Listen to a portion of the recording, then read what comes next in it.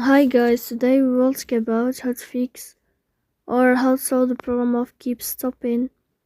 On the application of Telegram, you will go to settings. In this page, you will go to apps, default apps, app settings. In this page, you will go to this window of Telegram app and you will enter here. Then this page of app info. You will click on first stop and you will click OK. Here you will enter to the window of storage. Then we click on Clear Cache. Here we go to Play Store. You will search about the application of Telegram.